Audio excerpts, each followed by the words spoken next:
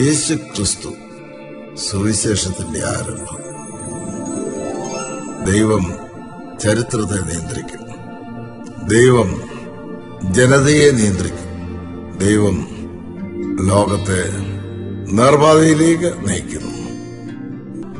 മീഖാ പ്രവാചകങ്ങളിലൂടെ ദൈവം അരുളിച്ചെയ്തു, മനുഷ്യ, നിന്നിൽ നിന്ന് ഞാൻ പ്രതീക്ഷിക്കുന്നത് 3 കാര്യങ്ങൾ: നീതി പ്രവർത്തിക്കുക, ദയാതൽപരനായിരിക്കുക, വിനയത്തോടുകൂടെ നടക്കുക.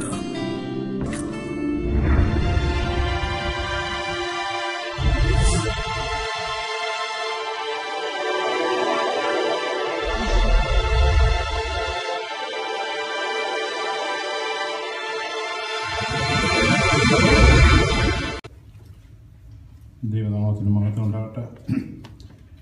മീഖാ പ്രവാചകന്റെ 1-ാം അധ്യായം 1-ാം വാക്യം എന്ന് വായിച്ചിട്ട്, യോഥാം, ആഹാസ്, ഹിസ്കിയാവ് എന്നീ യഹൂദ രാജാക്കന്മാരുടെ കാലത്ത് മൊരേസ്ത്യനായ മീഖായ്ക്കുണ്ടായതും അവൻ ശമരിയയെയും യെരുശലേമിനെയും കുറിച്ച് ദർശിച്ചതുമായ യഹോവയുടെ അരുളപ്പാട്. അതാണ് നമ്മൾ പഠിക്കേണ്ടത്. നമുക്കൊരു വാക്ക് പ്രാർത്ഥിക്കാം. ഞങ്ങളെ അതിവാത്സല്യമായി സ്നേഹിക്കുന്ന ഞങ്ങളുടെ സ്വർഗ്ഗസ്ഥപിതാവേ, കർത്താവെ, ഈ രാത്രി സമയത്ത് കർത്താവെ നിൻ്റെ വചനം പഠിക്കാനായിട്ട് ഞങ്ങൾക്ക് തന്ന വലിയ അവസരത്തിനായിട്ട് കർത്താവെ നന്ദിയോടെ സ്തോത്രം ചെയ്യുന്നു. കർത്താവെ, പ്രയർ ഗ്രൂപ്പിനായി മുറ്റുമായിട്ട് സമർപ്പിച്ച് പ്രാർത്ഥിക്കുന്നു. അടിയനെ കർത്താവെ ഏൽപ്പിച്ച് പ്രാർത്ഥിക്കുന്നു. കർത്താവെ, ഇതിനുള്ള യോഗ്യത അടിയനില്ല. കർത്താവെ, തന്നിരിക്കുന്ന വലിയ അവസരത്തിനായിട്ട് കർത്താവെ നന്ദിയോടെ സ്തോത്രം ചെയ്യുന്നു. കർത്താവെ, അടിയന് തന്നിരിക്കുന്ന ഈ ഒരു അവസരം കർത്താവെ അടിയൻ്റെ ആത്മീയ വർധനയ്ക്കും മറ്റുള്ളവർക്ക് ഉപയോഗമുള്ളതാക്കി തീർക്കാൻ കർത്താവെ ഇടയാക്കണമേ. കർത്താവ് അടിയൻ്റെ വാക്കുകളെയും ചിന്തകളെയും കർത്താവെ നീ അവിടെ നിയന്ത്രിച്ചു കൊള്ളണമേ. നിനക്ക് പ്രസാദമുള്ളത് മാത്രം സംസാരിക്കാൻ കർത്താവെ ഇടയാക്കണമേ. ചോദിച്ചിട്ടുള്ളത് നമ്മളെ കൊണ്ട് നിറയ്ക്കണമെന്ന് യേശുവിൻ്റെ നാമത്തിൽ കർത്താവെ അപേക്ഷിക്കുന്നു. ആക്ച്വലി മീഖാ പുസ്തകം കഴിഞ്ഞ മാസം എടുക്കേണ്ടിയായിരുന്നു. ചില ആരോഗ്യ പ്രശ്നങ്ങൾ, ചുമയൊക്കെ ആയിട്ട് അങ്ങനെ മാറിപ്പോയതാണ്. അപ്പോൾ ഇടയ്ക്കിടയ്ക്ക് ഭാവിച്ചാൽ വിളിച്ച് ചോദിക്കും, ചുമ മാറിയോ? ഞാൻ പറയില്ല.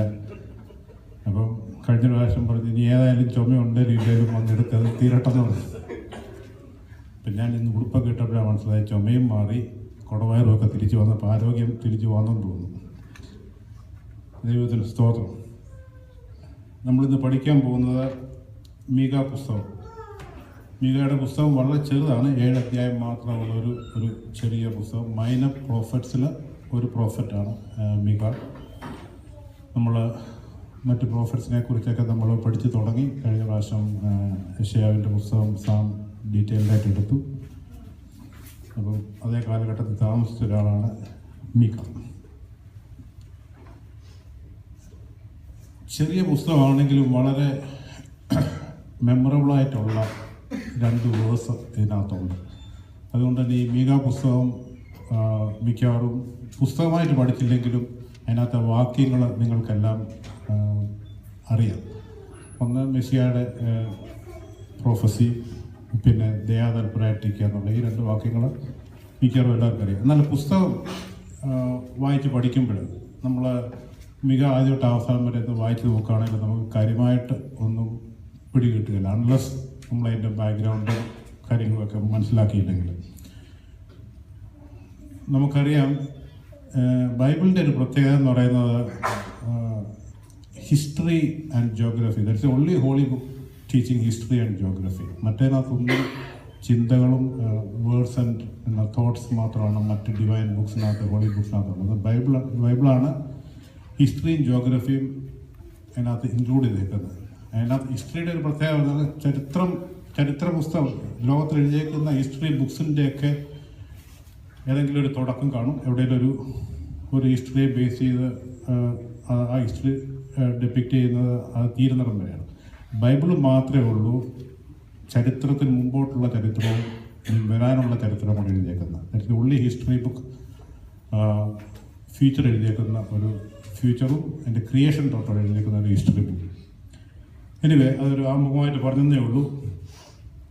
നമുക്ക് കഴിഞ്ഞ പ്രാവശ്യം സാമിൻ്റെ ലെസണിനകത്ത് നമ്മൾ പഠിച്ചു ഈ കാലഘട്ടത്തിൽ താമസിച്ചിരുന്ന പ്രവാചകന്മാരായിരുന്നു യെശയ്യാവും ഹോസിയായും. മീഖാ പ്രവാചകൻ്റെ സെയിം കാലഘട്ടം തന്നെ. അപ്പോൾ അവർ കോണ്ടംപററീസാണ്. നമ്മൾ നമ്മൾ ഈയിടെ കണ്ട് നമ്മുടെ അച്ഛൻ വന്നപ്പോൾ ഒരു റെഫറൻസ് പറഞ്ഞായിരുന്നു, മീക്ക 4 ആൻഡ് ഐസയ 2. അതിൻ്റെ രണ്ടിൻ്റെ ആദ്യത്തെ ഫ്യൂ പോർഷൻ എന്ന് പറയുന്നത് വേർഡ് ടു വേർഡ് ഡിറ്റോ ആണ്, കോപ്പിയാണ്.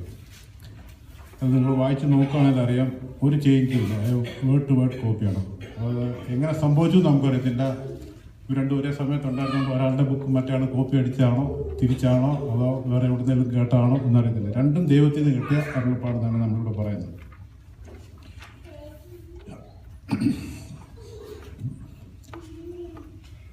നമ്മുടെ മീക പുസ്തകത്തിലെ മറ്റ് പ്രവാചക പുസ്തകത്തിൽ പറയുന്ന സിമിലർ പ്രൊഫസീസ് തന്നെ ഉണ്ട്.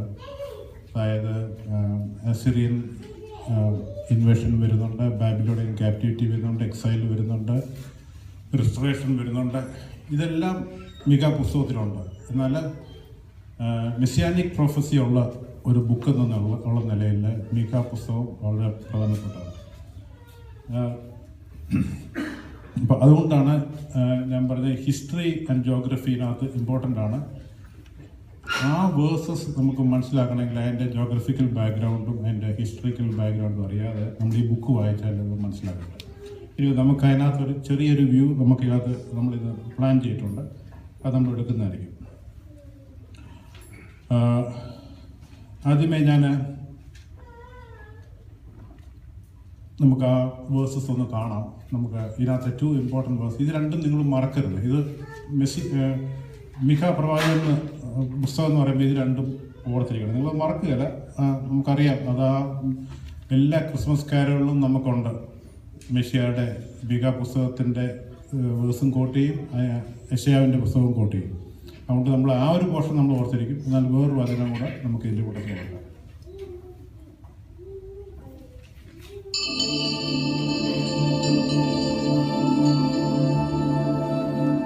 യേശു ക്രിസ്തു സുവിശേഷത്തിന്റെ ആരംഭം. ദൈവം ചരിത്രത്തെ നിയന്ത്രിക്കുന്നു, ദൈവം ജനതയെ നിയന്ത്രിക്കുന്നു, ദൈവം ലോകത്തെ നിർവാഹയിലേക്ക് നയിക്കുന്നു. മീഖാപ്രവാചകനിലൂടെ ദൈവം അരുളി ചെയ്തു, മനുഷ്യ, നിന്നിൽ നിന്ന് ഞാൻ പ്രതീക്ഷിക്കുന്നത് 3 കാര്യങ്ങൾ: നീതി പ്രവർത്തിക്കുക, ദയാതൽപരനായിരിക്കുക, വിനയത്തോടെ നടക്കുക. നമ്മുടെ മെട്രോപൊളിറ്റൻ്റെ വാക്കുകളാണിത്. ഇതിനപ്പുറത്തോട്ടൊരു ഇൻട്രൊഡക്ഷൻ ഈ ബുക്കിന് ഇല്ല. ജനതയെ നിയന്ത്രിക്കുന്നു, ചരിത്രത്തെ നിയന്ത്രിക്കുന്നു, കാലത്തെ നിയന്ത്രിക്കുന്ന ദൈവം മീക പ്രവാചകനിൽ കൂടെ അറിയിച്ചിരിക്കുന്ന ഏറ്റവും വലിയ മെസ്സേജാണ് നീതി പ്രവർത്തിക്കുക, ദയാതൽപരരായിരിക്കുക, വിനയത്തോടെ നടക്കുക. നമുക്ക് ഈ സ്ലൈഡിലോട്ട് നമുക്ക് തിരിച്ച് പിന്നെ വരാം. നമ്മുടെ സമയം അനുസരിച്ച് നമുക്ക് ഇതിന് ഒരു എക്സ്പ്ലനേഷനായിട്ട് തിരിച്ചു വരാം.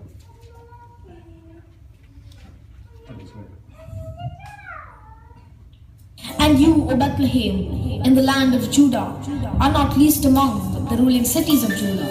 For a ruler will come from you, who will be the shepherd for my people, Israel. മീക പ്രവാചകനെ ഓർത്തില്ലെങ്കിൽ നെവിനെ നമ്മൾ ഓർക്കും.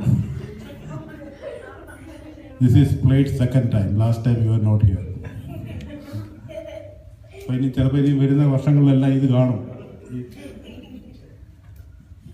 ഓക്കെ, ഇതാണ് മെസ്സിയാനിക് പ്രൊഫസി. യേശു ക്രിസ്തുവിൻ്റെ ജനനത്തെക്കുറിച്ച് പറയുന്ന വാക്കുകൾ.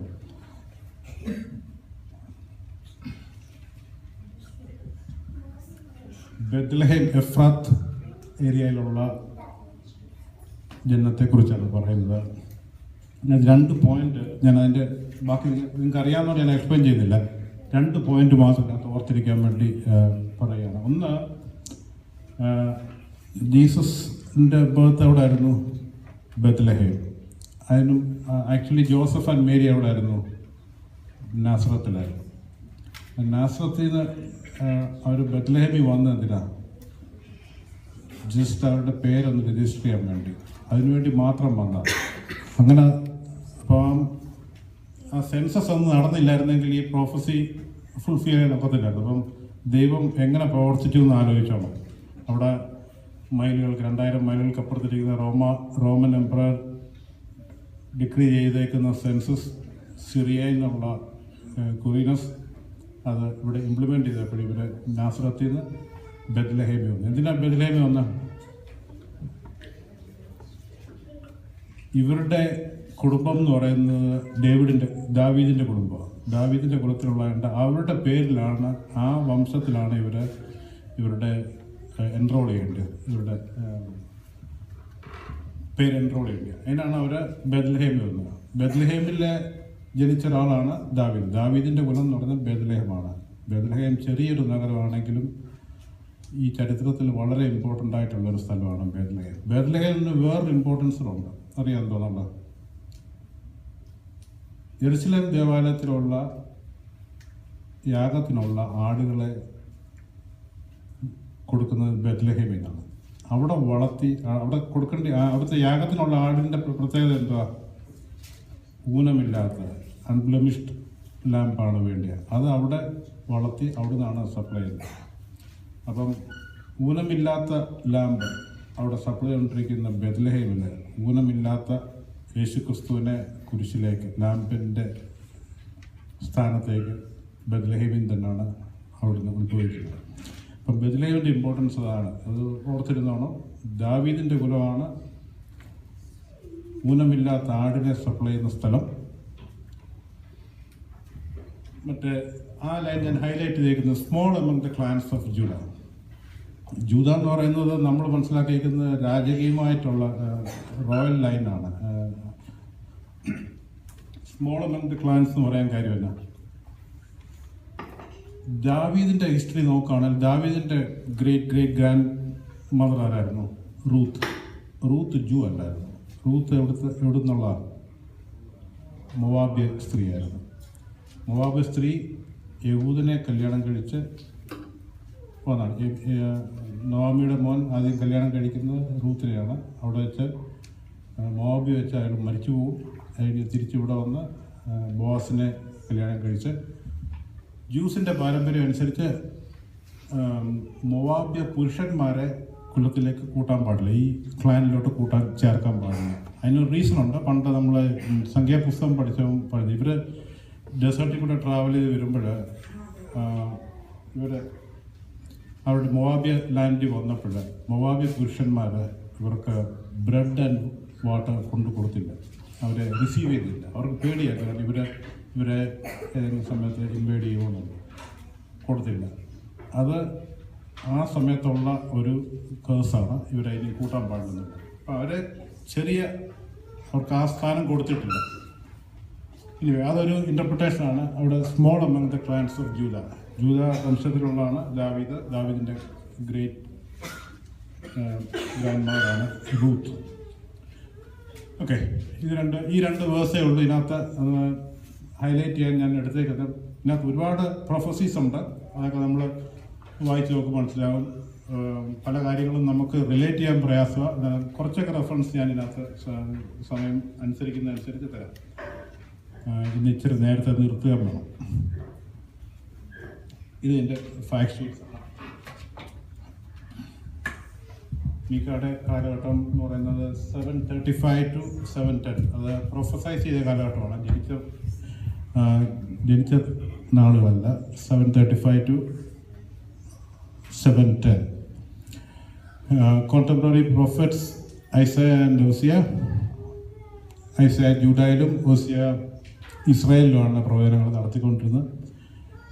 Kings Jotham, Ahaz and Hezekiah. Jotham രാജാവ് ജനറലി നല്ല രാജാവായിട്ടാണ് അറിയപ്പെട്ടിരിക്കുന്നത്. It's a good. നമുക്കറിയാം, നമ്മളന്ന് പഠിച്ച കിങ്സിൻ്റെ ചാർട്ട് നമ്മൾ പഠിച്ചപ്പോൾ ഇസ്രായേലിലുള്ള എല്ലാ രാജാക്കന്മാരും ബാഡായിരുന്നു. എന്നാൽ ജൂദയിൽ there was certain good kings. അങ്ങനെ ഗുഡ് കിങ്സിനകത്ത് ഒരാളാണ് ജോഥം. ഗുഡ് കിങ്സ് എന്ന് പറയുന്നത് എന്തുകൊണ്ടാണ്? ദൈവത്തിന് ഇഷ്ടമുള്ളത് ചെയ്യുന്ന രാജാക്കന്മാരാണ് ഗുഡ് കിങ്. അപ്പം പാവങ്ങളോട് അനുകമ്പയുള്ളവരും അങ്ങനെയുള്ളവരൊക്കെയാണ് ഗുഡ് കിങ്. ആകാസ് എന്ന് പറഞ്ഞാൽ വെരി ക്രൂവലായിരുന്നു.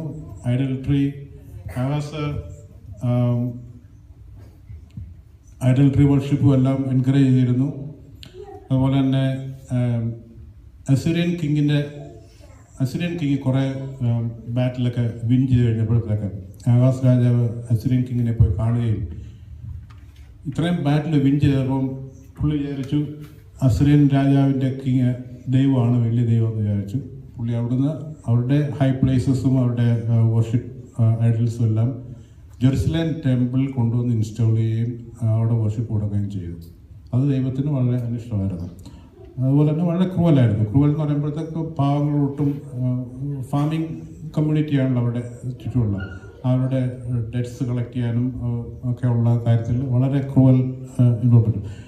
അത് കഴിഞ്ഞ് SK രാജാവ് നല്ല രാജാവ്. ഏറ്റവും മോശമായിട്ടുള്ള രാജാവ് ആരായിരുന്നു? മനേസ രാജാവായിരുന്നു ഈ കൂട്ടത്തിൽ ഏറ്റവും ക്രൂവലായിട്ടുണ്ടായിരുന്ന രാജാവ്.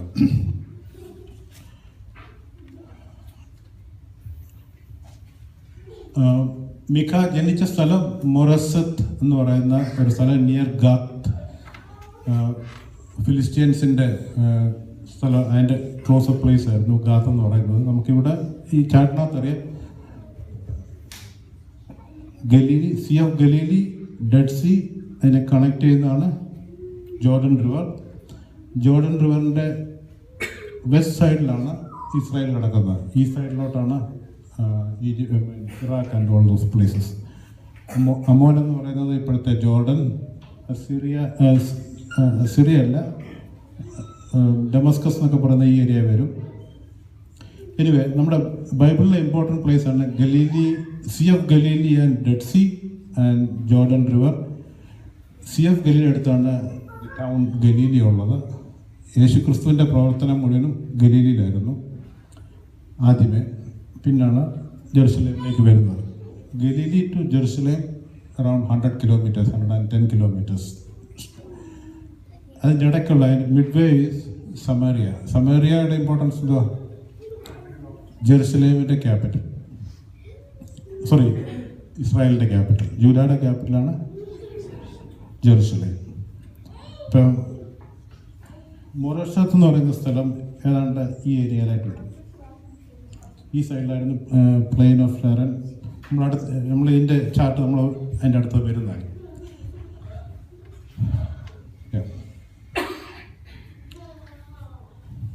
നമ്മൾ നേരത്തെ കിങ്സിനെ കുറിച്ച് പഠിച്ചാണ്. സോൾ, ഡേവിഡ്, സോളമൻ്റെ സമയത്ത് സിവിൽ വാർ രണ്ടായിട്ട് സ്പ്ലിറ്റ് ചെയ്തു ഇസ്രായേൽ ആൻഡ് ജൂദ. ഈ ഗ്രീൻ കളർ കാണുന്ന എല്ലാം ബാഡ് കിങ്സ് ആണ്. ഇസ്രായേലിലുള്ള എല്ലാം ബാഡ് കിങ്സ് ആയിരുന്നു. ജൂദയിലുണ്ടായിരുന്നത് ഈ കളർ ഗുഡ് കിങ്സ് ആണ്.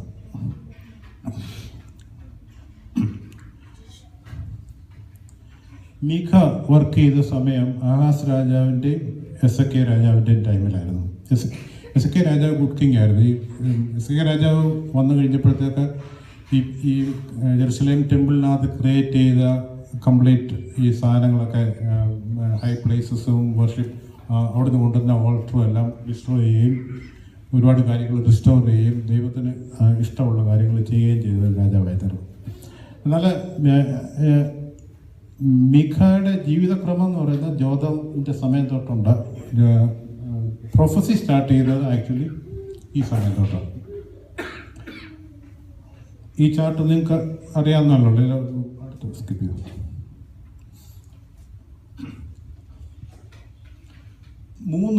മൂന്ന് ടൈം പീരീഡായിട്ടാണ് നമ്മൾ ഈ പ്രോഫറ്റ്സിൻ്റെ ടൈം സ്പ്ലിറ്റ് ചെയ്തത്.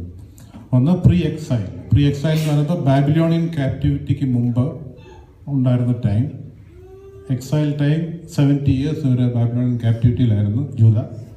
അത് കഴിഞ്ഞ് അവർ റിസ്റ്റോർ ചെയ്തിട്ടുള്ള സമയത്ത് ഇങ്ങനെ പ്രോഫറ്റ്സ്, ഈ റെഡിൽ കാണുന്നതെല്ലാം പ്രോഫറ്റ്സ് ആണ്. ഓസിയ, ആമോസ്, ജോണ എല്ലാം പ്രീ എക്സൈലാണ്. അക്കൂട്ടത്തിലുള്ളതാണ് മീഖ, ഐസയ, ജെറമ്യ എല്ലാം ആ സമയത്തുള്ളതാണ്. മീഖ ഈ സമയത്ത് ഏതാണ്ട് ഈ സമയമായപ്പോഴാണ് മീഖയുടെ പ്രോഫസി നടക്കുന്നത്. ഇത് കഴിഞ്ഞ് ഇൻവേഷൻ നടക്കുകയും ഒരു ക്യാപ്റ്റിവിറ്റിയിലോട്ട് പോവുകയും ചെയ്യുന്നുണ്ട്.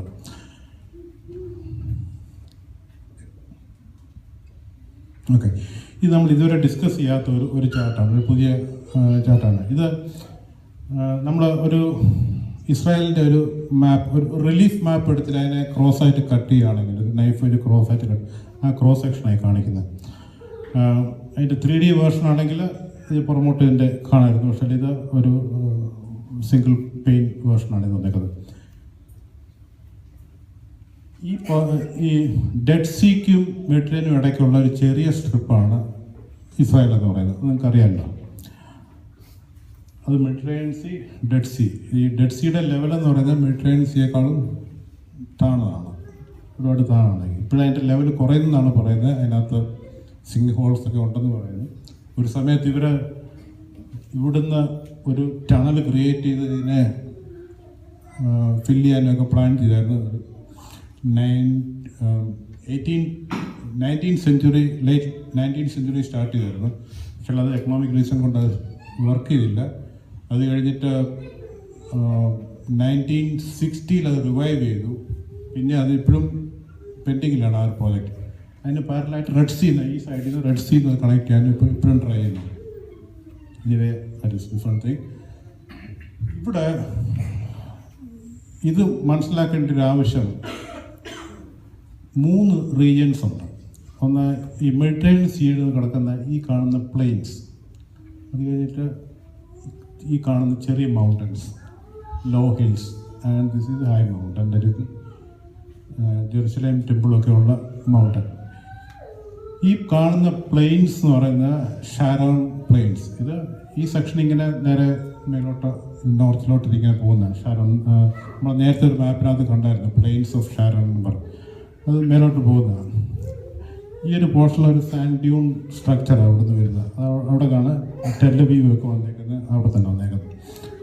ഈ കാണുന്ന ഈ ഏരിയ ലോ ഹിൽസ്, ഷെഫല്ല എന്ന് പറയുന്ന ഹീബ്രു വേർഡാണ്. ഈ ഷാരൻ എന്ന് പറയുന്നത് ഷെഫല്ല എന്ന് പറയുന്ന ഹീബ്രു വേർഡാണ്. അവരെ പലയിടത്തും നമ്മൾ ചിലപ്പോൾ വായിക്കുമായിരിക്കും. ഷെഫല്ല ഏരിയയിൽ,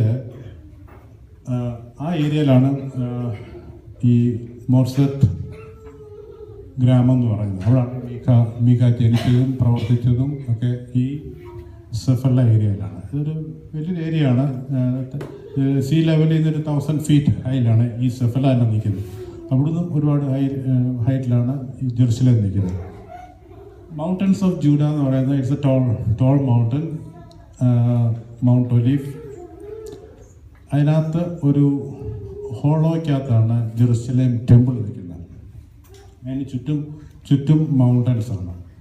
ആ സമയത്ത് ഈ ബാൽ വിഗ്രഹങ്ങളും അങ്ങനെയുള്ള ഈ ഹൈ പ്ലേസസും ഒക്കെ വന്നിരിക്കുന്നതൊക്കെ ഈ ടോപ്പ് പോർഷൻസിലാണ് വരുന്നത്. അവരുടെ ഈ പേഗൻസിൻ്റെ ഒരു സിസ്റ്റം എന്ന് പറഞ്ഞാൽ ക്ലോസർ ടു സ്റ്റാർ, അവിടാണ് അവർ വർഷിപ്പ് ചെയ്യേണ്ടത്.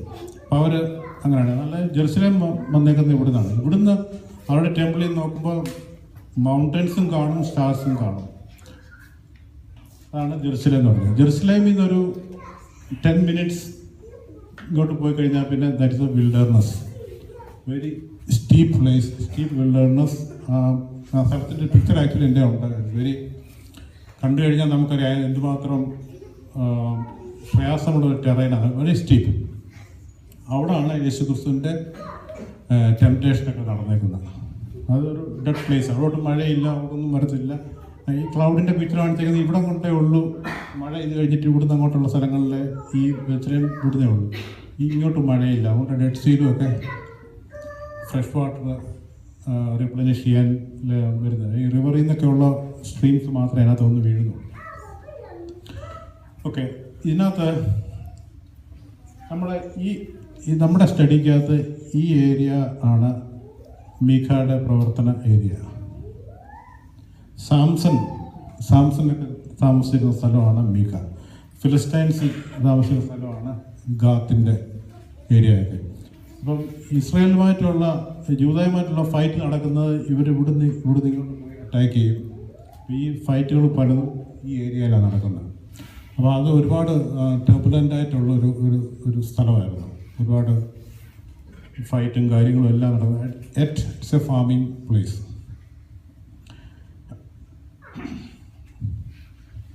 നമ്മുടെ ആദ്യത്തെ ക്ലാസ്സിനകത്ത് നമ്മൾ കണ്ടായിരുന്നു ഈ സാൻഡ് ഡ്യൂൺസും ഈ ഏരിയയ്ക്കകത്തൂടാണ് ഇൻ്റർനാഷണൽ ട്രാഫിക് മുഴുവൻ നടക്കുന്നത്. Between Europe and Africa, Africa or Europe and Arabia and Africa to Asia. രണ്ടും ഈ ഏരിയ കൂടെ നടക്കുന്നത്. അത് ക്രോസ് ചെയ്യുന്ന രണ്ട് മാപ്പ് കാണിച്ചു.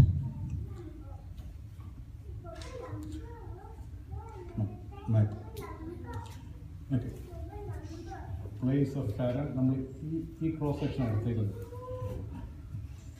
ഇതാണ് ഇൻ്റർനാഷണൽ ട്രാവൽ നടക്കുന്നത്. ഇവിടെ ഒരു മൗണ്ടൻ ഉണ്ട്, മൗണ്ടൻ മെഗീഡോ. ആ മൗണ്ടൻ മെഗീഡോയിലാണ് പല വാറും നടന്നിട്ടുള്ളത്. ഇൻ്റർനാഷണൽ ട്രാഫിക് ഇതിലെ പാസ് ചെയ്ത് ഒന്നിൽ അതിലെ അങ്ങോട്ട് ആഫ്രിക്കയുമായിട്ട് ലിങ്ക് ഉണ്ട്, അല്ലെങ്കിൽ അറേബ്യൻ ഏരിയയിലോട്ട് ഇങ്ങോട്ട് പോകും. ഇതിങ്ങനെ ക്രോസ് ചെയ്താൽ പോകുന്നത്. ഒരിക്കലും ഇവർക്ക് ജെറുസലേമിൽ വരാനാവില്ല, കാരണം ഇറ്റ്സ് എ ടോൾ മൗണ്ടൻ. അപ്പോൾ ഇൻ്റർനാഷണൽ ട്രാഫിക് ഒരിക്കലും അതിലേ ഇല്ല. അപ്പോൾ അതുകൊണ്ട് ഈ പറയുന്ന ഈ ഏരിയ എന്ന് പറയുന്നത് ഇൻ്റർനാഷണൽ ക്രൗഡാണ്. നമ്മൾ എയർപോർട്ടിൽ വെച്ചിരുന്ന പല നാഷണാലിറ്റി വരുന്ന പോലെ ഇവിടെ പല നാഷണാലിറ്റി കാണും. യേശുക്രിസ്തുവിൻ്റെ പ്രവർത്തനം അവിടെ ആയിരുന്നു ആദ്യമേ. ഇവിടെ എന്ന് പറഞ്ഞാൽ ഹാർഡ് കോർ ജ്യൂസാണ്. യേശുക്രിസ്തു ഇവിടെ വന്നപ്പോഴാണ് ഇവർക്കെല്ലാം പ്രോബ്ലം ആയത്, ജ്യൂസിന് ഡിസ്റ്റർബൻസ്. ഓക്കെ.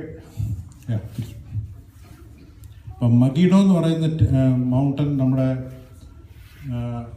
ജ്യൂസിൻ്റെ അനുസരിച്ച് അവസാനത്തെ ഹർമഗഡോൺ വാറൊക്കെ നടക്കുന്ന ആ മൗണ്ടനിലാണ്. ഈ ക്രോസ് സെക്ഷൻ നമ്മുടെ മനസ്സിലുള്ളത് എപ്പോഴും നല്ല. നമുക്ക് ഈ ഗാത്ത് എന്നുള്ള സ്ഥലം, ഈ പറയുന്ന പ്ലെയിൻസ്, ഷാരൻ പ്ലെയിൻസ്, ഷെഫല്ല ഏരിയ, എന്തുകൊണ്ടാണ് ജെറുസലേം ക്യാപ്ചർ ചെയ്യാൻ തന്നെ താമസിച്ചു പോയത്? അവർക്ക് നേരത്തെ ഒരു അറ്റാക്ക് നടന്നതാണ്, പക്ഷേ അത് അവർക്ക് അവിടെ പോയി ക്യാപ്ചർ ചെയ്യാൻ പറ്റിയില്ല. അസിറിയൻസ് ഇസ്രായേലിനെ ക്യാപ്ചർ കഴിഞ്ഞിട്ട് കുറച്ച് വർഷങ്ങൾക്ക് ശേഷം ഇവിടുത്തെ അറ്റാക്ക് വന്നു. സ്റ്റിൽ അവർക്ക് കോൺകർ ചെയ്യാൻ പറ്റിയില്ല.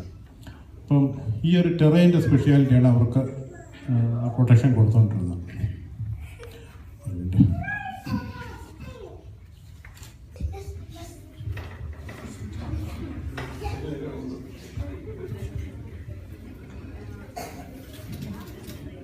So we'll have a video for children because it's a long video.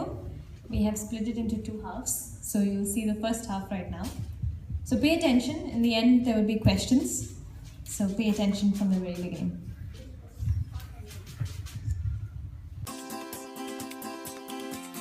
Daddy, look. We can make a whole bottle from this sponge. Let me taste one. This is really tasty. Don't eat too much, Atalia. It could upset your stomach. Don't worry, dear. Let her enjoy the God's blessings. If we get such a good yield from olives and figs also, then we can repay our debts quickly. Don't worry about the debt so much. Our King Jotham is a kind man. Yes, he gave us this land, and he even gave enough loan to us. He is as good as his father, King Uzziah. Who knows the way of the Lord? Yes, that's why I told you not to worry about the debts too much. God will provide us. Lord God, we praise you and give you thanks for blessing us with a good harvest. Micah worked day and night on his fields. He hoped to repay his debts to his lenders by this harvest season. That day, after plowing the land, he was returning home. Micah! Micah! Huh? Oh, Abea, it's so good to see you. Micah, I'd like to talk to you about something. Sure, Abea. What is it? Well, what do you think of a marriage between Jonah and Athaliah?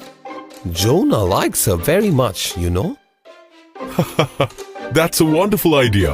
Why don't you come with me to my home? And I will talk to my wife about this. Abhaya, it's so good to see you. Hello. How is your wife? And how is Jonah? They are all fine. Listen, go and sit inside. We have got something great to tell you. Listen, dear. Abea has a proposal for our daughter. Huh? Who is the groom? I was asking Athaliah for my eldest son, Jonah. Oh, it's wonderful! Atalia! Atalia! Come here! Yes, Mother. Athalia, we've got some wonderful news for you. What is it, Mother? Do you know Abiya's eldest son Jonah? Of course I do. We used to play with each other when we were kids. And now Abiya has got a proposal for you to marry him. Huh. Oh, she's blushing. Father, I heard what you were talking. It's a very good proposal, Father. I know Jonah as a friend, and he's a good person. Now that we all agree, why don't we fix a date for the wedding? Of course. Do you have any dates in mind? How about Friday after next week? 6th day of the week. The day God created Adam and Eve. That's great. It's fine with me. All right, that's fixed then. Abiya, we'll meet at the fields tomorrow and we'll discuss other details. Of course.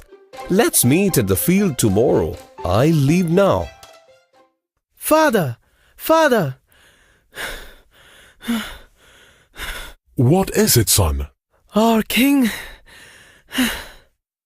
What happened, son? King Jotham, died today. His son Ahaz has become the king of Judah. What? Oh no.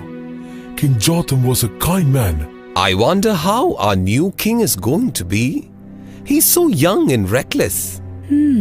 Our king was only 41 years old. May his soul rest in peace.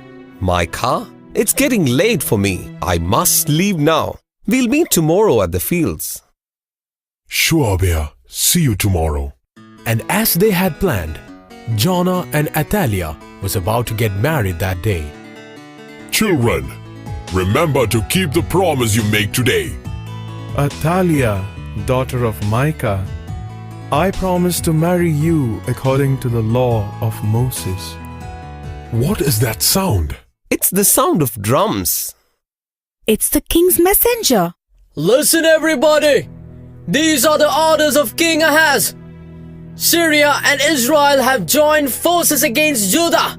All males between 16 and 35 must enlist in the army within a week. Oh no, my son. And all the money borrowed from the treasury must be returned immediately. Huh? How? But that's impossible. How are we going to pay our debts at such short notice? No. Why should we send our sons to get slaughtered? No! This cannot be real. God help us, please. Oh my God, both of my sons are leaving us. Mother, stop crying. We will defeat their army and come back soon. Father, bless us. Take care of your brother and come back alive, my son. We will, Father. Don't worry. Micah's both sons left them that day to fight in the war. Micah didn't realize that he was seeing his sons for the last time, as they were about to die in that war. My Lord God, please keep my son safe. Stop worrying, my dear. The Lord will protect him. But what about the debts? How are we going to repay within a week? Well, we'll have to sell the grain and everything we've got, but even that won't be enough. What are we going to do? I'm going to the market tomorrow. I will ask Laban to give me a loan. Only then can we save our land. Don't worry, dear. It's going to be all right. Yes, Lord God will never leave us. The next day, Micah went to the market for selling his goods. But it was a chaos there in the market. Farmers had to sell their products at cheap prices, and the shopkeepers were making profits out of the situation. What? This is cheating! A shekel for 50 liters? Yes, the prices are going down. Didn't you know? But that's not even half the price!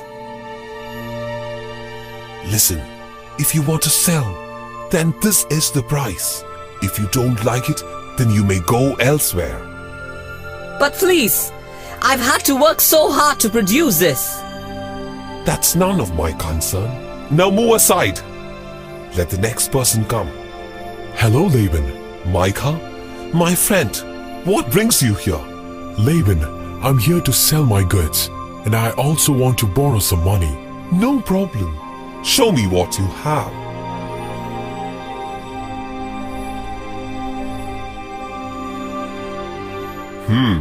I can give you 200 shekels for these.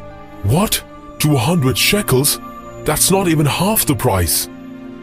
Listen, Micah, the prices are going down every minute because of the king's orders.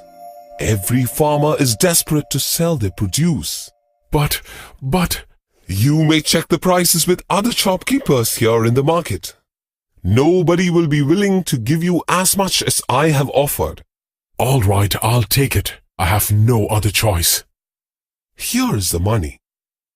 While Micah had gone out to sell his goods, the soldiers came to Morshed to collect the taxes.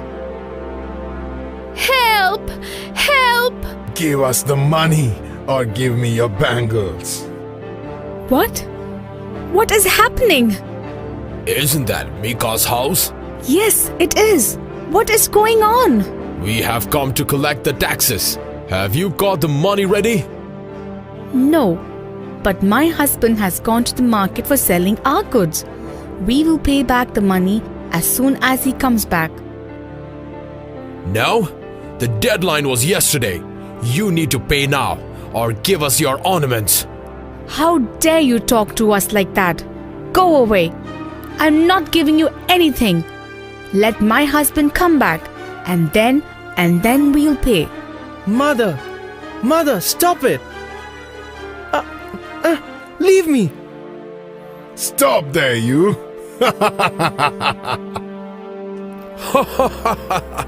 This'll be our share. We will come back tomorrow to get the 500 shekels. That's enough. We have got them.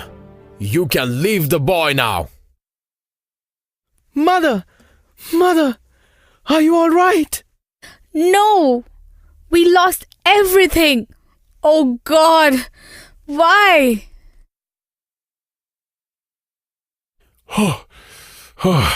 It's robbery. The farmers had to sell everything for almost nothing. Why is it so quiet here? Atalia! Nobody home? Father, you are home. Yes. What happened here? Why is it so silent? Oh dear, the king's soldiers were here when you were gone. King's soldiers? They came here to collect the taxes. But when I told them that we will pay tomorrow, they harassed the whole village and took our ornaments. Father, they were a bunch of thugs. They harassed Mother and didn't let her go even when she pleaded. What? How dare they? There are laws in this land, and even the soldiers must obey them. I'm going to the court tomorrow. I will ask the judge to take action against the soldiers who did this. No, dear. I don't think that's a good idea. They are king's people. Yes, Father. The court is filled with soldiers, and they won't like it if you go and complain against one of them. No, I will not let this go just like that. Punishment should be given to those who harassed my wife. Micah was shattered by what had happened. He thought he could get justice from the courts. The next day, Micah went to meet the judge. Next, Micah, what's your complaint? Your Honor, when I was not at my house, 2 soldiers came to my house and... Stop it. This is not the place to bring charges against the soldiers. Give me your complaint in writing, and I'll forward it to the concerned authorities. Then why are you sitting here? Aren't you sitting there to hear the complaints? Watch your mouth. I am the judge, and I can punish you if you offend me any more. I don't care. If you can't give justice to the poor, then you shouldn't be here. God, kick him out of here and give him a taste of justice. How dare you? You want to file a complaint against us? Here, take this. Ah! Micah got beaten by the soldiers. He was very much disappointed. All his life he had worked hard to live a respectable life, and today his wife was harassed. The judge insulted him and he got beaten by the soldiers. He had also lost all of his savings in the market today. But Micah was a man of faith. He decided to start working again to repay his debts and to get his house in order.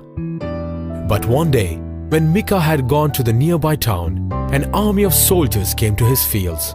The king had given away the village of Moshe to the soldiers for building their houses. But the farmers of Moshe didn't know about this. The soldiers marched in to send the farmers away. Hey, look! There's a huge army coming towards here. Maybe that's our sons coming home. But I don't have a good feeling about this. People of Moshe, the army is taking over this village. You must leave this land immediately. You can stay here and be our slaves if you want. What? This is our land. We your slaves? Never. If you resist, then we'll have to use force. We will never let you take our land. We will fight to our death. Yeah, we will never let you step into our fields. Soldiers, attack! The villagers resisted the army, and what followed was a brutal massacre.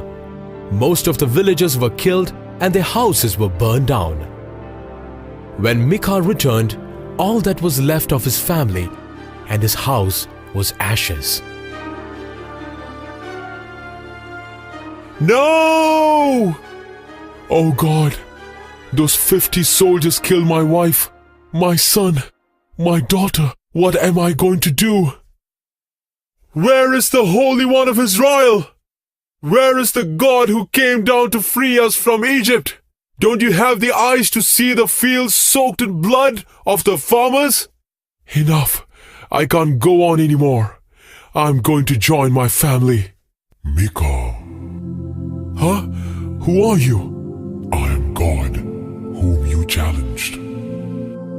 If you're God, then allow me to join my wife and children. I know your pain. You lost your wife and children. They are my children. I watched my children falling by the sword. Their cry pierced my heart. Then, why do you keep quiet? Micah, you won't understand my pain now. Your children are safe with me. Then please allow me to join them. Not yet. Your pain will turn into fury and strength. Go and face the commanders, the judges, and the king. They rejected me. Make them drink the cup of my wrath. But Lord, I'm old and ignorant. Fear not. You will be filled with my spirit. Micah was filled with the Spirit of the Lord. Receiving the strength, Micah became a new man and started his mission. Dayton, you coward! You murdered! Huh? You slaughtered my wife and children! You shed the blood of innocent! Who is he? That's Micah, the owner of this place where we built this house. So what? Guards, arrest that lunatic! Get away! Oh. But when the guards came to arrest him, they got terrified because Micah was filled with God's Spirit. You think you can live in peace in those houses? This mud was soaked in my sweat. This land smells of my children. Why don't you do anything? I am scared. You took over our fields. The hand of the Lord is about to fall upon you. Why did you let him go away after he said so much? It's true. Everything he said was true. Our hands are stained with blood. Micah, burning with the fury of Lord, walked to Jerusalem, the capital. After warning the judges there, he then proceeded to the palace to meet the king. Isn't that Micah? Yes, he is. But he looks so different now.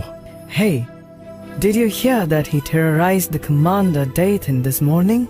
It seems the Spirit of the Lord is upon him. All right. I think Micah has become a real prophet. You took over our fields. Ahaz, you corrupted one. How dare you sit on the throne of my servant David? Huh? You flooded the streets of Jerusalem with the blood of innocents. Shut up! This is the royal court. So, you are the high priest? Yes, I am. How dare you slaughter innocent babies in the name of sacrifices? Huh? It was sacrificed to the Lord. You coward! Couldn't you cut your own throat and offer a sacrifice? Who asked you to offer human sacrifices? Stop it! I am the king in this country. I decide on laws, and there are courts to ensure it. Because of you, Zion will become a plough land, Jerusalem a heap of rubble, and the mountain of Temple will turn into a forest. Your Majesty, should we still tolerate this? Your days are numbered. A king will come from Bethlehem. He will rule in peace and justice. Shut up! It is God who made the king over this land. And God will pull you down from your throne. You robbed the poor and crushed the weak. Why is king letting him talk like that? This is what God asks of you. Act justly, love tenderly, and walk humbly. Jerusalem will be purified in fire. It will again become the city of peace and justice. Micah challenged everyone in authority, but no one dared to touch him. God was protecting him. And in a few days, the Philistines captured Morshet and destroyed the city. Thus the words of Micah were fulfilled. Micah went around the towns and villages proclaiming the message of peace and justice. He was a man who was filled with the Spirit of God. So that was the story of Micah. Did you all like it? Yes, Father. Good. Then shall I ask you a few questions from the story? Yes, Father. All right. Then tell me the meaning of the name Micah. The name Micah was derived from the Hebrew word Michael, which means one who is like God. That's very good, Lucy. Now tell me where Micah was born. Micah was born in the city of Morshet. Very good, Matthew. Now tell me, what was the first tragedy that happened in his life? Micah had to send his sons away for war. As per the orders of King Ahaz, that was the first tragedy. Correct. Now I want you all to repeat this verse from Micah with me.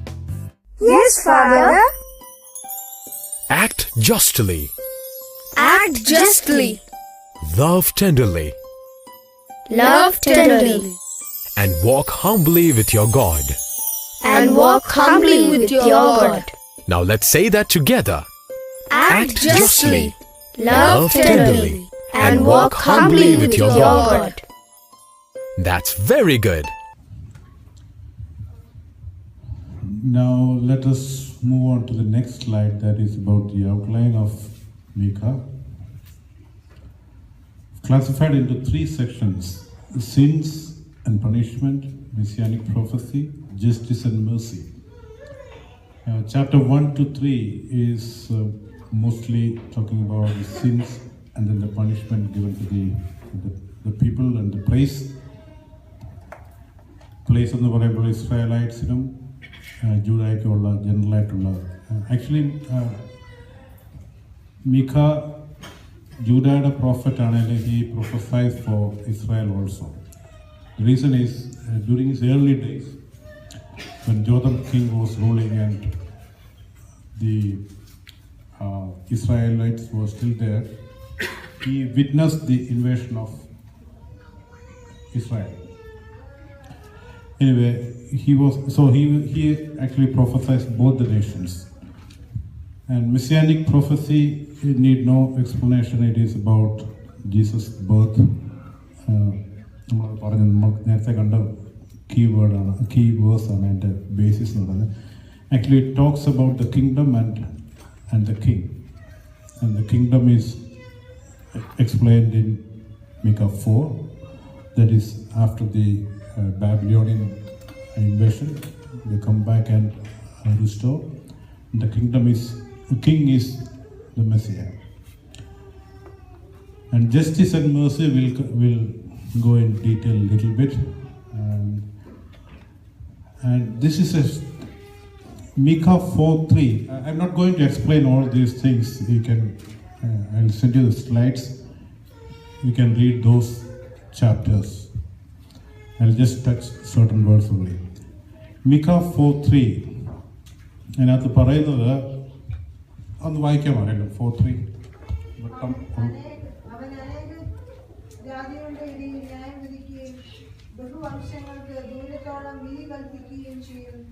അവൻ തങ്ങളുടെ വാളുകളെ കൊഴുക്കളായും കുന്തങ്ങളെ വാക്കത്തികളായും അടിച്ചു ജാതി ജാതിക്ക് വാളൊന്നുമില്ല, അവർ ഇനി യുദ്ധം അഭ്യസിക്കുകയില്ല.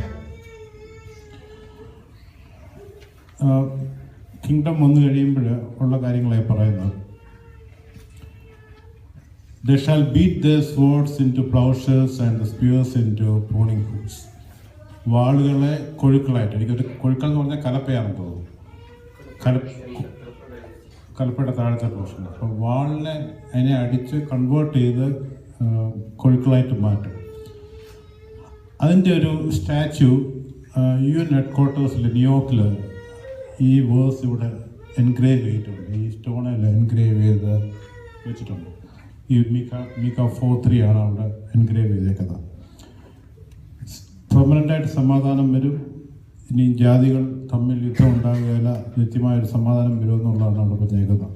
അപ്പോൾ ഈ വാളിൻ്റെ ഒന്നും ആവശ്യമില്ല. ഇനി എല്ലാം ഇങ്ങനെയുള്ള ആയുധങ്ങളൊക്കെ ജനങ്ങൾക്ക് ഉപയോഗമുള്ള കാര്യങ്ങളായിട്ട് കൺവേർട്ട് ചെയ്യാം. There shall be no war.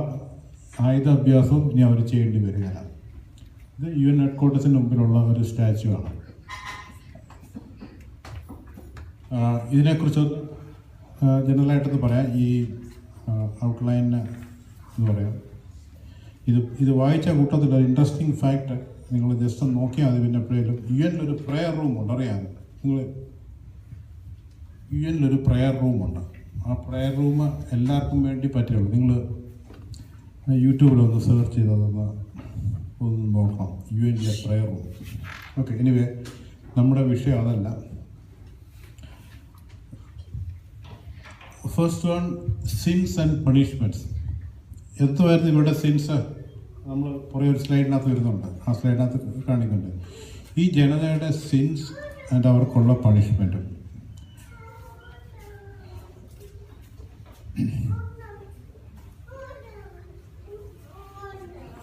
ഒന്നാമത്തെ അധ്യായം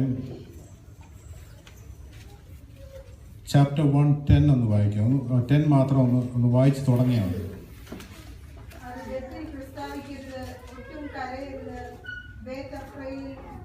മതി. ഇവിടെ ഒരു 10 ചെറിയ വില്ലേജസിൻ്റെ പേരാണ് പറയുന്നത്. ഗത്ത് തൊട്ടുള്ള 10 വില്ലേജസാണ് പറയുന്നത്. ആ വില്ലേജിലുണ്ടായ സിൻസിൻ്റെ കാരണം അവർക്ക് വരാൻ പോകുന്ന പണിഷ്മെൻറ്റിന് വേണ്ടിയാണ് പറയുന്നത്. അപ്പം നമുക്ക് ഈ സിൻസ് ഡെവലപ്പ് ചെയ്യുന്ന പ്ലേസസ്, സിൻസ് ഡെവലപ്പ് ചെയ്യുന്നത് മെട്രോയിൽ നിന്ന് നേരെ വില്ലേജിലോട്ടാണ് വരുന്നത്. സിറ്റീസിലാണ് സിൻസ് പെരുകുന്നത്. പാവങ്ങൾ പെരുകുന്നത് സിറ്റീസിലാണ്. സിറ്റീസിൽ നിന്ന് പിന്നെ വില്ലേജിലോട്ട് കടക്കുകയാണ്. അപ്പം ആ പ്ലേസസ് പറയുന്നത് ഓരോ സ്ഥലങ്ങളെയാണ് അവിടെ പറയുന്നത്. പിന്നെ അതിനകത്ത് വരുന്ന ആൾക്കാരെന്ന് പറയുമ്പോൾ നമ്മൾ വിചാരിക്കും സാധാരണ ജനങ്ങളാണ് അതിനകത്ത്. സാധാരണ ജനങ്ങളെന്ന് പറയുന്നത് ഒരു സർട്ടൺ എക്സ്റ്റെൻറ്റ് അവർ ഫാമേഴ്സും ഇവരെല്ലാം അവർ അഫക്റ്റഡാണ്. ഒന്ന് prophets, 2 priests and government officials including king. അവരായിരുന്നു ഈ പ്രൂണിങ് ഇതിൻ്റെ ഈ സിൻസിൻ്റെ ഒറിജിൻ. അവരായിരുന്നു ഈ സിൻസ് അവിടെ. സിന്നെന്ന് പറയുന്നത് നമ്മൾ ഉദ്ദേശിക്കുന്ന പോലുള്ള ചെറിയ ചെറിയ സിന്നല്ല, ഒരു സോഷ്യൽ ഈവിൾ തന്നെ അവിടെ ഡെവലപ്പ് ചെയ്ത് വന്നു. സോഷ്യൽ ഇവിടെ നമ്മൾ ആഹാസ് രാജാവിൻ്റെ കാര്യങ്ങൾ പഠിക്കുമ്പോൾ നമുക്കറിയാം, ഈ രാജാവ് ദൈവത്തിന് ഇഷ്ടമില്ലാത്ത രീതിയിൽ പോയി, ദൈവത്തിന് പ്രസാദമുള്ള രീതിയിൽ, എന്നാലും ജനങ്ങൾക്ക് പ്രസാദമുള്ള രീതിയിൽ. എന്തുവാ വെച്ചാൽ നമ്മൾ ഓവർ ദ ഇയേഴ്സ് നമ്മൾ ചില കാര്യങ്ങൾ നമ്മൾ അക്സെപ്റ്റ് ചെയ്ത് നമ്മുടെ സോഷ്യൽ സിസ്റ്റത്തിലോട്ട് അഡോപ്റ്റ് ചെയ്യും. ഇന്നും നടക്കുന്നുണ്ട്, അന്നും നടന്നു. അന്നും ഈ പറയുന്ന വിഗ്രഹാരാധനയും കാര്യങ്ങളൊക്കെ അങ്ങനെ അഡോപ്റ്റ് ചെയ്ത സർട്ടൻ കാര്യങ്ങളാണ്. അവർ ജനറലി അവർ ഒരു വർഷം കൊണ്ടോ 2 വർഷം കൊണ്ടല്ല, ഇയേഴ്സ്, ഹൺഡ്രഡ്സ് ഓഫ് ഇയേഴ്സ് കൊണ്ട് അവർ കണ്ട കാര്യങ്ങൾ, അല്ലെങ്കിൽ 10s ഓഫ് ഇയേഴ്സ് കൊണ്ട് കണ്ട കാര്യങ്ങൾ അവർ നോക്കുന്നുണ്ട്. മറ്റുള്ള ഈ രാജ്യങ്ങൾ പ്രോസ്പർ ചെയ്യുന്നു, അല്ലെങ്കിൽ അവർ സന്തോഷത്തോടെ ജീവിക്കുന്നു. അപ്പോൾ അവർ നോക്കുമ്പോൾ അവർക്ക് അവരുടേതായിട്ടുള്ള വർഷിപ്പ് ഓർഡേഴ്സ് ഉണ്ട്, അല്ലെങ്കിൽ അവരുടേതായിട്ടുള്ള പ്രഷർ മീൻസ് ഉണ്ട്. അത് എന്തുകൊണ്ട് നമുക്ക് എടുത്തുകൂടാ? അവർ സന്തോഷമായിട്ട് ജീവിക്കുന്നല്ലോ. അത് പതുക്കെ ഇതിനകത്തോട്ട് it creeps into our society and our systems. അപ്പോൾ രാജാവ്, king actually supports that kind of activities. നമ്മുടെ സിസ്റ്റത്തിൽ ഇത് തന്നെയാണ് നടക്കുന്നത്. നമ്മുടെ ഒരുപാട് കാര്യങ്ങൾ നമ്മൾ പണ്ട് തെറ്റെന്ന് വിചാരിച്ചിരുന്ന കാര്യങ്ങൾ ഇപ്പോൾ അത് ശരിയായി, അത് നമ്മുടെ സിസ്റ്റത്തിൽ വന്നു. നമ്മുടെ രാജ്യം അക്സെപ്റ്റ് ചെയ്യുന്നു, സഭ അക്സെപ്റ്റ് ചെയ്യുന്നു, ഇടവക അക്സെപ്റ്റ് ചെയ്യുന്നു, എല്ലാവരും അക്സെപ്റ്റ് ചെയ്യുന്നു. അപ്പം എവിടെ ശരി തെറ്റെന്നുള്ളതാണ് ആൾക്കാർക്ക് തന്നെ അറിയില്ല. അങ്ങനെ ആ സമയത്താണ് ഒരു പ്രവാചകൻ പൊങ്ങി വരുന്നു. ആ പ്രവാചകൻ എഴുന്നേറ്റ് ഇതിനെതിരായിട്ട് സംസാരിക്കുന്നു.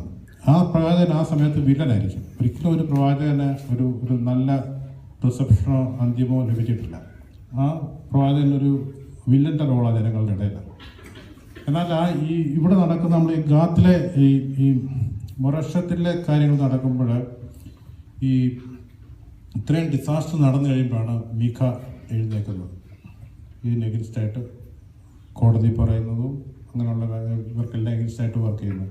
ഒരു ചെറിയ ജനം മാത്രമേ ഉള്ളൂ മീഖയുടെ നിൽക്കാൻ, ഫാമേഴ്സ്. അവർ തന്നെ എവിടെ നിൽക്കണം എന്നുള്ള സംശയത്തില്ല. ഇവിടെ നിന്നാൽ മറ്റവർക്ക് ഡിസ്പ്ലേസ്ഡ് ആവുമോ, അപ്പം എന്നാൽ പിന്നെ മറ്റേ സൈഡിൽ നിൽക്കാം. അത് അന്നുമുണ്ട്, ഇന്നുമുണ്ട്. അപ്പം ദൈവത്തിന് പ്ലീസിങ് ആയിട്ടുള്ള എന്താണോ അത് ചെയ്യുന്നത്, അതാണ് നല്ല രാജാവെന്ന് പറയുമ്പോൾ ഈ പ്ലീസിങ് എന്നുള്ള വാക്ക് വളരെ ഇമ്പോർട്ടൻ്റ് ആണ്. എനിവേ, അവിടെ പറഞ്ഞു വന്നത് ഈ മീഖ പ്രവാചകൻ്റെ പുസ്തകത്തിൽ സ്പെസിഫിക്കായിട്ട് അറ്റാക്ക് ചെയ്യുന്നത് government, king and it's administration, അവരുടെ മിനിസ്റ്റേഴ്സ് ആൻഡ് അവരുടെ സോൾജിയേഴ്സ്, പ്രോഫറ്റ്സ് ആൻഡ് പ്രീസ്റ്റ്. ഈ രണ്ട് അവിടെ ഒരു മീഖ മാത്രമല്ല, ഒരുപാട് പ്രോഫറ്റ്സ് ഉണ്ട്. പ്രോഫറ്റ്സ് എന്ന് പറയുമ്പം മിക്കവാറും ഈ രാജാക്കന്മാർക്കെല്ലാം കുറേ പ്രവാചകന്മാരെ ചുറ്റും കാണും, അഡ്വൈസ് കൊടുക്കുന്നത്. ഇന്നത്തെ അഡ്വൈസർ എന്നൊക്കെ പറയുന്നത്, കൺസൾട്ടൻറ്റും അഡ്വൈസർ എന്നൊക്കെ പറയുന്ന പാർട്ടികൾ തന്നെ ആയിരിക്കും ഈ പ്രോഫറ്റ്സ് എന്ന് പറയുന്നത്. അവർക്ക് ഈ കിട്ടിയെന്ന് പറയുന്ന വിവരങ്ങളാണ് ഇവിടെ കൊടുക്കുന്നത്. അപ്പം അങ്ങനെയുള്ള പ്രോഫറ്റ്സ്, പ്രീസ്റ്റ്, അന്നത്തെ പുരോഹിത വർഗവും ഈ അധികാരമുള്ളവരുടെ കൂട്ടത്തിലാണ് നിൽക്കുന്നത്. പിന്നെ നമുക്ക് ഈ നമ്മുടെ വലിയമ്മയുടെ ആദ്യത്തെ മെസ്സേജ് ഉണ്ടല്ലോ, വളരെ റിലവൻ്റായിട്ട് ഇന്നത്തെ കാലത്ത് വളരെ റിലവൻ്റായിട്ടുള്ളൊരു ബുക്കാണ് മീഖ പ്രവാചകൻ്റെ ബുക്ക്. അന്ന് നടന്ന അതേ കാര്യങ്ങൾ ഇന്നും നടന്നുകൊണ്ടിരിക്കുന്നു, നമ്മുടെ സൊസൈറ്റിയിലുമുണ്ട്. ഇപ്പം ഈ 10 സ്ഥലങ്ങളെക്കുറിച്ച് പറയുന്നു. 10 സ്മോൾ വില്ലേജസ് ആണ് അവിടെ പറയുന്നത്. അതുപോലെ തന്നെ ഈ പണിഷ്മെൻറ്റ് കാര്യങ്ങൾ, പണിഷ്മെൻറ്റിൻ്റെ കാര്യങ്ങൾ നമുക്ക് 1-2 റെഫറൻസ് കൊടുത്ത് വായിച്ചേക്കാം. ചാപ്റ്റർ 3:12.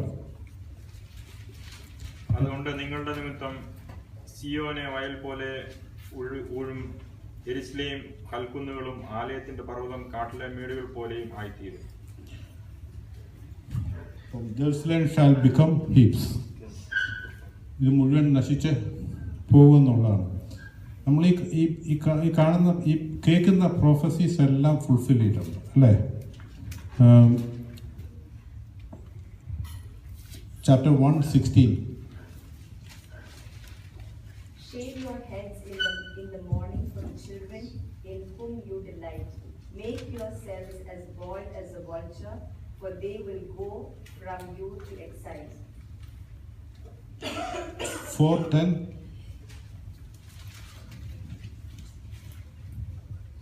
സിയോൻ പുത്രിയെ ഈറ്റുനോവ് കുട്ടികളെ പോലെ വേദനപ്പെട്ട് പ്രസവിക്കാം. ഇപ്പോൾ ഈ നഗരം വിട്ട് വയലിൽ പാർത്ത് ബാബേലിലേക്ക് പോകേണ്ടി വരും. അവിടെ വെച്ച് നീ വിടുവിക്കപ്പെടും. അവിടെ വെച്ച് യഹോവ നിന്നെ ശത്രുക്കളുടെ കയ്യിൽ നിന്ന് ഉദ്ധരിക്കും. ആദ്യത്തെ രണ്ടെണ്ണം നമ്മൾ ഈ ഇതെങ്ങനെ നശിക്കുമെന്നുള്ളതും ഈ ലാസ്റ്റ് വായിച്ചത് എങ്ങനെ വിടുവിക്കത്തുള്ളത്, ക്യാപ്റ്റിവിറ്റിയിൽ നിന്ന് സിയോൻ പുത്രിയെ എങ്ങനെ വിടുവിക്കുന്നുള്ളത് റിഡംഷനാണ് അതിനകത്ത് കാണിക്കുന്നത്. ബാബിലോണിലേക്ക് പോകേണ്ടി വരുമെന്നും അവിടെ വെച്ച് നീ വിടുവിക്കപ്പെടുമെന്നും അവിടെ വ്യക്തമായിട്ട് പറയുന്നുണ്ട്. അത് വർഷങ്ങൾക്ക് മുമ്പ് പുള്ളി പറഞ്ഞതാണ്. അതിന് ശേഷമാണ് അതെല്ലാം സംഭവിക്കുന്നത്. ഇങ്ങനെയുള്ള പ്രോമിസ് എല്ലാം സംഭവിക്കുന്നുണ്ട്. അപ്പം ബാക്കി വരാനുള്ള ബൈബിളിലെ ഇത്രയും നമ്മൾ വിശ്വസിക്കാമെങ്കിൽ ഇപ്പം പലരും ചോദിക്കുന്നുണ്ട് യേശു ക്രിസ്തു പിന്നെ രണ്ടാമത് വരാത്ത എന്നാ താമസിക്കുന്നത്, ഇത് ശരിയാണോ ഇല്ലയോ? ഇത് നമ്മുടെ കൺമുമ്പിൽ ഇത്രയും കാര്യങ്ങൾ കണ്ടിട്ട് നമുക്ക് ഇപ്പോഴും വിശ്വാസം പോരാ ഇത് അടുത്തത് സംഭവിക്കുമോ ഇല്ലയോ എന്നുള്ളത്. ബൈബിൾ എടുത്ത് നോക്കാമെങ്കിൽ ഈ ഫുൾഫിൽ ചെയ്തേക്കുന്ന പ്രോഫസീസിൻ്റെ ഒരു വലിയ ലിസ്റ്റ് തന്നെ നമുക്ക് കാണാം. അത് നമ്മുടെ കൺമുമ്പിൽ നമ്മൾ കണ്ടതാണ്. ഇതൊന്നും ഒരു ഫിക്ഷനോ ഒന്നും അല്ല, ഇതിനെല്ലാം ആർക്കിയോളജിക്കൽ എവിഡൻസും എല്ലാം ഉള്ള കാര്യങ്ങളാണ്. ഇതെല്ലാം കണ്ട കാര്യങ്ങളാണ്. എന്നാലും നമുക്ക് ആ സംശയം അപ്പോഴും നിൽക്കും. ഇവിടെ പറയുന്നുണ്ട് ബാബിലോണിലേക്ക് പോകേണ്ടി വരും, അവിടെ വിടുവിക്കപ്പെടും. വിടുവിച്ചിട്ട് നമുക്കറിയാം ഇസ്രായേലിനെ ഡിസ്പേഴ്സ് ചെയ്ത് പോയി ആ സമയത്ത് ബാബിലോണിൽ നിന്ന്. പിന്നെ അവർ തിരിച്ചു വന്നു. പിന്നെ റോമൻ ഇൻവേഷൻ ടൈമിൽ പിന്നെ അവർ ഡിസ്പേഴ്സ്ഡായി പോയി. അതിന് വർഷങ്ങളോളം അവർ പിന്നെയും പ്രവാസത്തിലായിരുന്നു. പല രാജ്യങ്ങളിൽ അവർ ചിഹ്നിച്ചേറിപ്പോയി. നമുക്ക് ജർമ്മനിയിലെ കഥകളൊക്കെ നമുക്കറിയാം, ഹിറ്റ്ലറിൻ്റെ സമയത്തുള്ള കഥകളൊക്കെ അറിയാം. ഇതെല്ലാം സംഭവിച്ചാലും നിങ്ങൾക്കറിയാലോ, തിരിച്ച് ഇസ്രായേലിൽ തിരിച്ചു വന്ന് 1947 ഇസ്രായേലിൽ തിരിച്ചു വന്ന് അവരുടെ നേഷൻ അവർ എസ്റ്റാബ്ലിഷ് ചെയ്ത് UN അത് അപ്രൂവ് ചെയ്തു.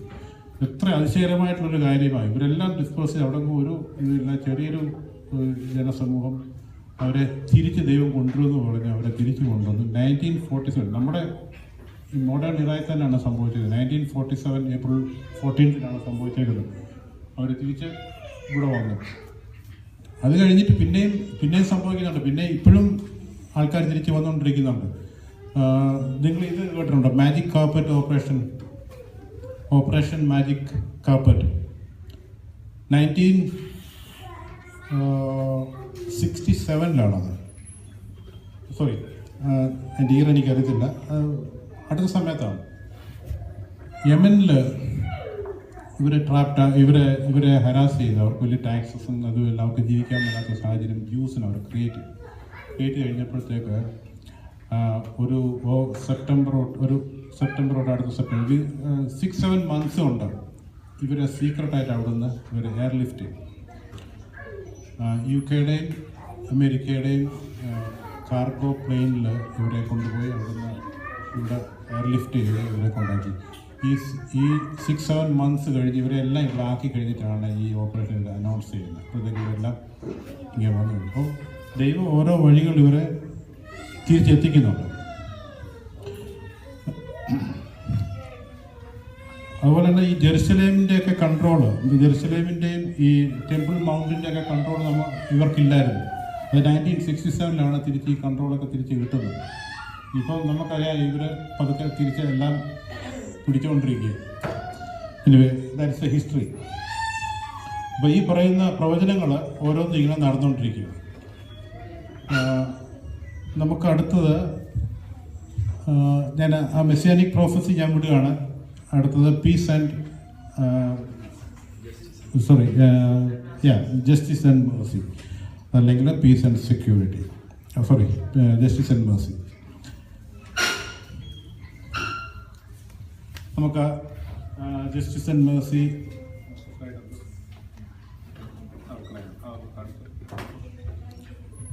ഈ സ്ലൈഡ് ഇച്ചിരി ഡീറ്റെയിൽഡ് ആണ്, ഞാൻ സ്കിപ്പ് ചെയ്യണം.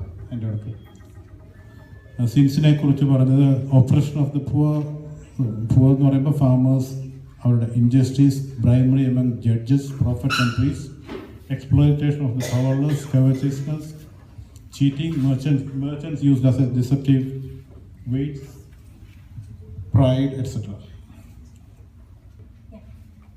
So why don't we all repeat the verse that comes up? Next slide. So this is one of the most important verses in the book. So just repeat after me. And what does the Lord require of you? To act justly and to love mercy and to walk humbly with your God. One more time. And what does the Lord require of you? To act justly, and to love mercy, and to walk humbly with your God. Thank you. Actually, the video is good for adults. It's a very good learning tool. Okay, let us meditate on this particular slide. And Sheila, please read Micah 6, verses 1 to 8. With this, we will stop.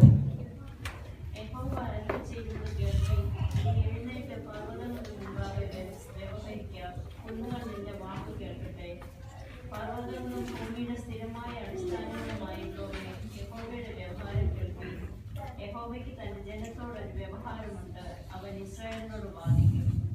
എന്റെ ജനമേ, ഞാൻ നിന്നോട് എന്ത് ചെയ്തു? ഏതൊന്നിനാൽ ഞാൻ നിന്നെ മുഷിപ്പിച്ചു? എന്റെ നേരെ സാക്ഷീകരിക്കാം. ഞാൻ നിന്നെ മിസ്രൈം ദേശത്തുനിന്ന് പുറപ്പെടുവിച്ചു, അടിമ വീട്ടിൽ നിന്ന് നിന്നെ വീണ്ടെടുത്തു. മോശയെയും അഹരോനെയും മിരിയാമിനെയും നിന്നിൽ അയച്ചു. എന്റെ ജനമേ, നിങ്ങൾ യഹോവയുടെ നീതിപ്രവൃത്തികളെ അറിയേണ്ടതിന് മോവാബ് രാജാവായ ബാലാക്ക് ആലോചിച്ചതും ബോയോരിന്റെ മകനായ ബിലെയാം ഉത്തരം പറഞ്ഞതും സിറ്റി മുതൽ ഗിൽഗാൽ വരെ സംഭവിച്ചതും നോക്കുക. എന്തുകൊണ്ട് ഞാൻ യഹോവയുടെ സന്നിധിയിൽ ചെന്നു അത്യുന്നത ദൈവത്തിന്റെ മുൻപാകെ കൂപ്പിടേണ്ടു? ഞാൻ ഹോമയാഗങ്ങളോട് 1 വയസ്സ് പ്രായമുള്ള കാടക്കിടാങ്ങളോടും കൂടെ അവന്റെ സന്നിധിയിൽ ചെല്ലണമോ? 1000 ആട്ടുംകൊറ്റനിലും 10,000 തൈര് നദിയിലും യഹോവ പ്രസാദിക്കുമോ? എന്റെ അതിക്രമത്തിനു വേണ്ടി ഞാൻ എന്റെ ആദിജാതനെയും ഞാൻ ചെയ്ത പാപത്തിനു വേണ്ടി എന്റെ ഉത്തരഫലത്തെയും കൊടുക്കണമോ? മനുഷ്യ, നല്ലതെന്തെന്ന് അവൻ നിനക്ക് കാണിച്ചു തന്നിരിക്കുന്നു.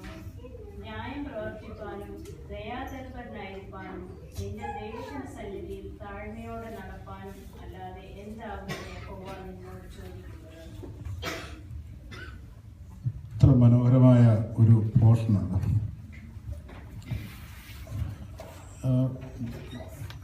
മീക പുസ്തകം എന്നല്ല, നമ്മുടെ ബൈബിളിൽ വളരെ റെയറായിട്ട് കാണുന്ന ഒരു ബ്യൂട്ടിഫുൾ വേഴ്സാണ്. അതുകൊണ്ടാണ് വലിയ തിരുമേനി 2014 മാരാമൺ കൺവെൻഷൻ്റെ ഇൻട്രൊഡക്ഷനായിട്ടാണ് ആ ഇൻട്രൊഡക്ഷൻ നമുക്ക് ഓഡിയോ ഫോമാറ്റിലാക്കി തന്ന സാമിനാണ്. സാമിനുള്ള സ്പെഷ്യൽ താങ്ക്സ് ഈ സമയത്ത് പറയുന്നത്. ഇവിടെ നമുക്ക് ഉള്ളൊരു നോഷൻ എന്ന് പറഞ്ഞാൽ പഴയ നിയമകാലത്ത് ആയിരുന്നു യാഗങ്ങൾ, ഇതിലൊക്കെ ആയിരുന്നു ദൈവം പ്രസാദിക്കുന്നത്. നമ്മൾ എന്ത് തെറ്റുകാരും അങ്ങനെ ആയിരുന്നു അതിൻ്റെ രീതി. പുതിയ നിയമത്തിൽ വരുമ്പോഴാണ് യേശുക്രിസ്തു ബലിയായിത്തീരുന്നു, നമ്മുടെ യേശുക്രിസ്തുവാണ് നമ്മുടെ രക്ഷകനായിട്ട് വരുന്നു. ഈ യാഗം എല്ലാം പഴയ നിയമത്തിലെ ആ ശാപത്താചാരങ്ങൾ പലതും നിന്നു പോകുന്നു. അതല്ല, വളരെ സ്ട്രേഞ്ചായിട്ട് തോന്നും. പഴയ നിയമത്തെ കാലത്ത് തന്നെ വളരെ വ്യക്തമായിട്ട് ഇവിടെ പറയുന്നു, 1000 ആറ്റുകൊറ്റന്മാരിലും 10,000 പരം തൈലനദികളിലും യഹോവ പ്രസാദിക്കുമോ? അതിനുശേഷം പറയുന്നത് ദൈവം കാണിച്ചു തന്നിരിക്കുന്നത് എന്താണ്? ന്യായം പ്രവർത്തിക്കാനും ദയാതൽപരനായിരിക്കും ദൈവത്തിൻ്റെ സന്നിധിയിൽ താഴ്മയോടി നടക്കാൻ. എത്ര വർഷം കഴിഞ്ഞാലും ഈ ഒരു വേഴ്സിന് അതിൻ്റെ റിലവൻസ് നഷ്ടപ്പെടുകയല്ല. To act justly and to love mercy. ഈ ജസ്റ്റിസും മേഴ്സിയും തമ്മിലുള്ള ഡിഫറൻസ് എന്താ അറിയാം? What is justice? ന്യായം, നീതി.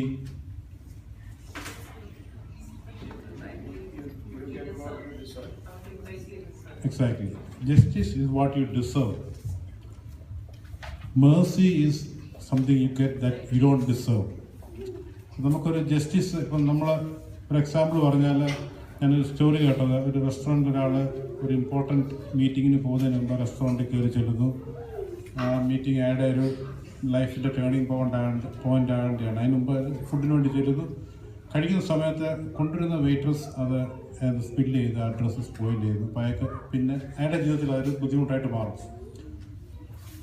പള്ളിയിൽ നിന്ന് ഇറങ്ങി വന്നതാണ്.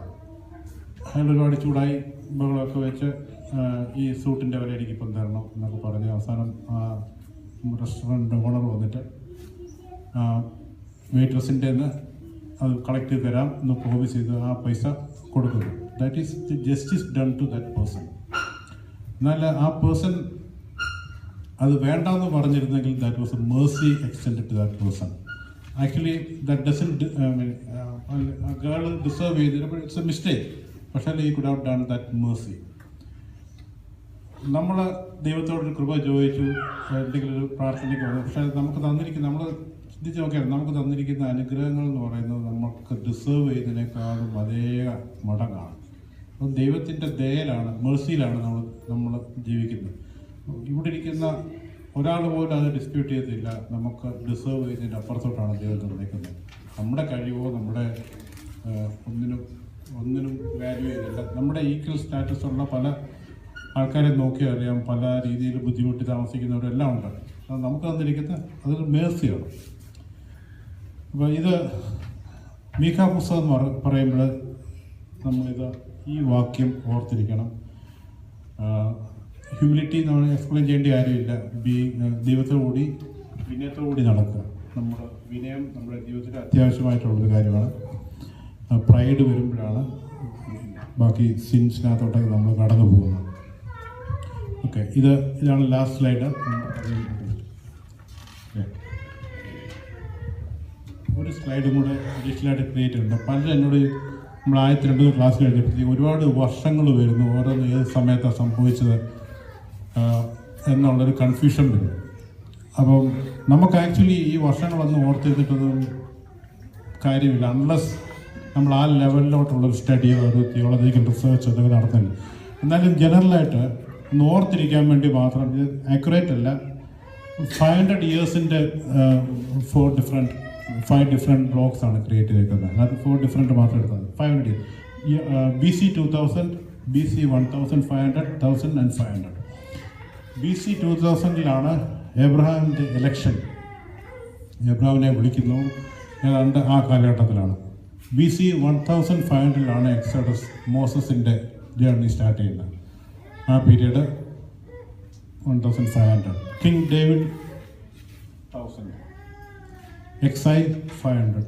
അപ്പോൾ നമുക്ക് ഈ നമ്പേഴ്സും ഈ ആൾക്കാരെ ഓർത്തിരിക്കുകയാണെങ്കിൽ നമുക്ക് ഒരു ഐഡിയ കിട്ടും ഏത് കാലഘട്ടം. ഇവർ ഈ വർഷങ്ങളൊക്കെ പറയുമ്പോൾ, BC ഒക്കെ പറയുമ്പോൾ ബൈബിളിൽ ഏത് കാലഘട്ടമാണെന്നുള്ളത് ജസ്റ്റ് ഒന്ന് നമുക്ക് ഓർത്തിരിക്കാൻ പറ്റും. മാർക്ക് ചെയ്തേക്കുന്നത് ഇവരുടെ ഗോൾഡൻ പീരീഡ് ആയിരുന്നു, ഡേവിഡിൻ്റെ കാലഘട്ടമാണ്. BC 1000 എന്ന് പറയുന്നതായിരുന്നു ഇസ്രായേലിയരുടെ ഗോൾഡൻ ഏജ്. BC 1000 ഡേവിഡിനെ പോലെ ഒരു രാജാവ് വരും എന്നുള്ള മെസ്സിയയുടെ സങ്കല്പം തന്നെ യഹൂദന്മാരുടേതാണ്. അവർ നമ്മുടെ ഈ പറയുന്ന 5:2-ലുള്ള മെസ്സിയാനിക് പ്രൊഫസി പോലും അവർ അക്സെപ്റ്റ് ചെയ്തില്ല. കാരണം he was not a ruler.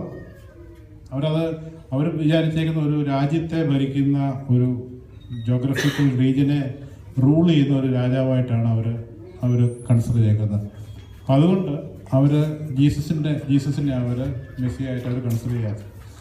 Anyway that's from. പിന്നെ 2 ഡേറ്റ് ഓർത്തിരിക്കണമെങ്കിൽ 722 is the fall of Samaria, that is the assimilation of Israel to Assyrians, and 856 is the Babylon invasion, fall of Jerusalem. Jerusalem ദേവാലയത്തിനെ നശിപ്പിക്കുന്നത് 722 and 850 exact year അതാണ് 856.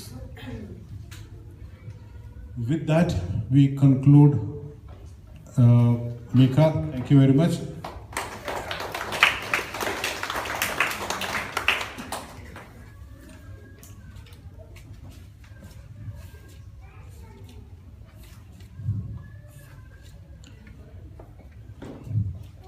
മീഖ ഇങ്ങനെ പഠിക്കുവാനൊരു അവസരം കിട്ടിയത് ഭാഗ്യമായിട്ട് തന്നെ കരുതുന്നു.